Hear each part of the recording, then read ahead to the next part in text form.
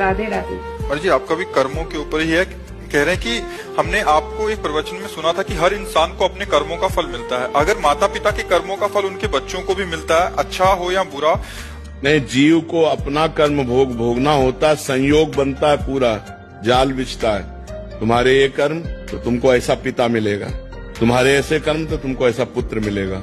वो कर्म का पूरा विधान मिलाया जाता है और पूरा परिवार बनता है उस जाल में। ये माँ है, ये बहन है, ये भाई है, ये पिता है, ये रिश्ता है, ये नाता है। जिसको जितना भोग भोगना है उतना उसको दुख भोगना पड़ेगा।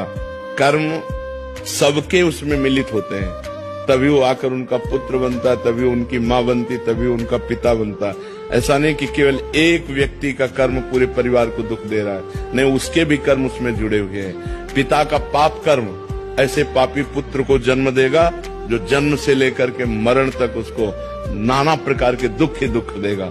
पिता का पुण्य कर्म ऐसे पुण्यात्मा पुत्र को जन्म देगा जिसको बचपन से देखते हुए जवानी तक, मरते समय तक हृदय शीतल रहेगा। सब कर्मों का जाल बिछा हुआ है उसी में। अब हम जा रहे हैं, हमारा कोई दुश्मन नहीं, लेकिन जरा सा धक्का लगा जब झगड़ा शुरू, तो वो जो धक्का लगा कांधे को हमारे कर्म ने किया, पूर्व के कर्म ने ऐसे धक्का लगवा दिया और उसने हटाई कर दी, क्योंकि उसके द्वारा पिटना था, इसलिए ऐसा संयोग बन गया।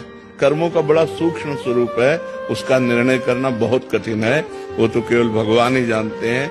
सुनो भरत भावी प्रबल, बिलक कहो मुनिनाथ, हानि लाभ जीवन मरण जस अपजस विधि हाथ। वो विधान भगवान के हाथ में है। जब जहाँ जीव का जैसा कर्म होता है उसको भोगना पड़ता है, और एक कर्म के साथ बहुत से कर्म जुड़े हुए होते हैं। माता का कर्म, पिता का कर्म, भाई का कर्म, बहन का कर्म।